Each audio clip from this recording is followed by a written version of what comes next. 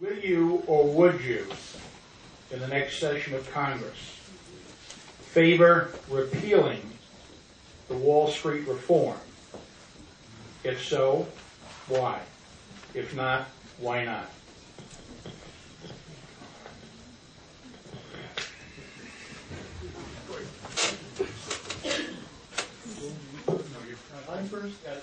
I'm sorry, excuse me.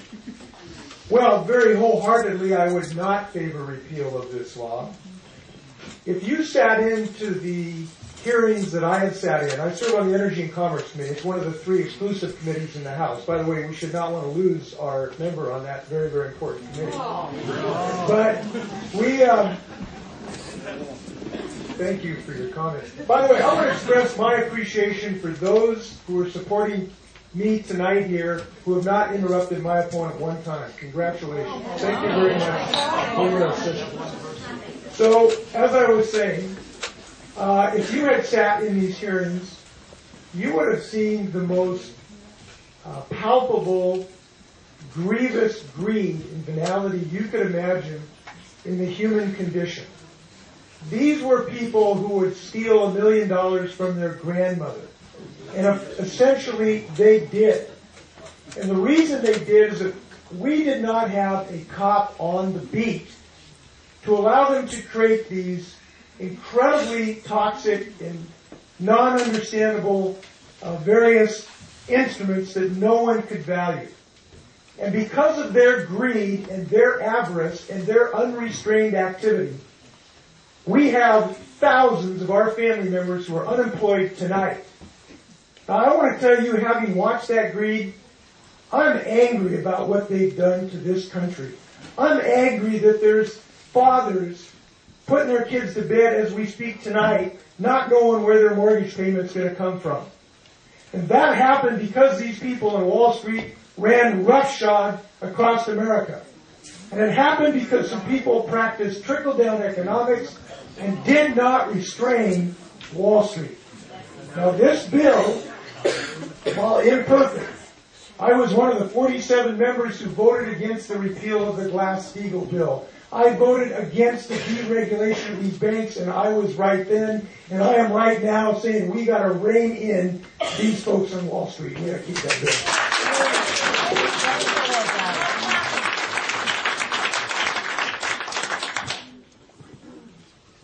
So now we're on to the beating up on Wall Street portion of the evening. No cop on the beat. Seriously, there are 7 agencies that regulate financial institutions, banks, and so forth. The SEC was given responsibility over mortgage-backed securities back in the mid-2000s. The financial bill that they passed, this Wall Street Reform Bill, do you guys know what's in that bill? Did you read it? I did. It institutionalizes the too big to fail concept by guaranteeing that they will bail out big banks that fail. They created, in the version that Mr. Inslee voted for, a $150 billion TARP-like slush fund.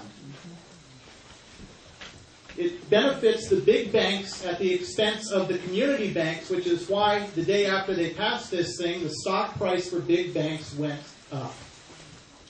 What they didn't address in this bill was what actually caused the financial crisis in the first place, which was these bad mortgages.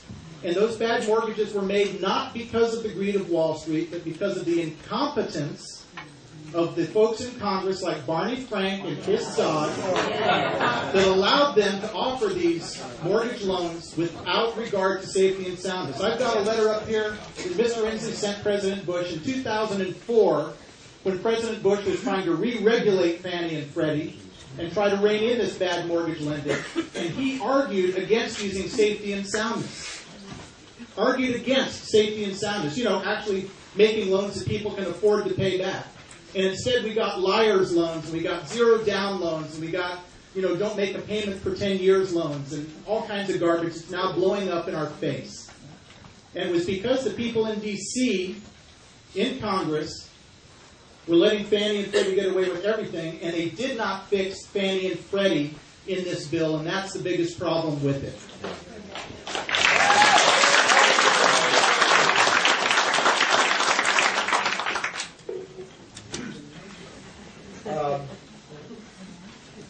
that's not the only problem that existed in Wall Street. I encourage folks who might be interested in this to read a book called Too Big to Fail. And I think if you read that book, you will agree with my assessment that the U.S. Congress made a mistake in removing the distinguishing wall or the protective wall between depository banks and investor banks. And when that happened, it created a free-for-all in the market in Wall Street where banks that were heretofore bound by common sense measures as depository institutions had the Wild West mentality that they ran rampant with what they did to us. Now, I was only one of 147 in Congress to have prevented that.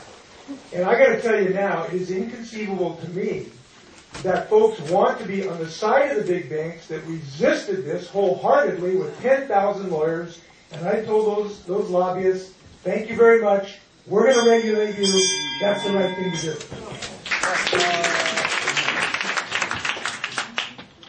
You know, the big banks weren't really complaining all that much when their stock price jumped up the next day because these guys passed the bill.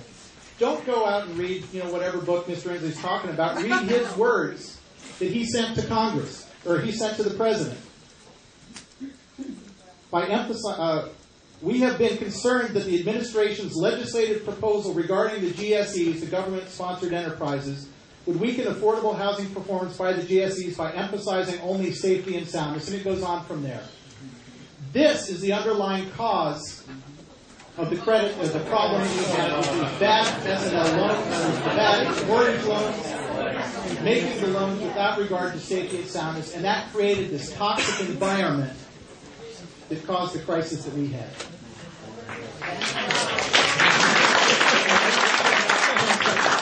I will say that Mr. Inslee's vote on Glass-Steagall was the right vote, and he had courage to make that vote.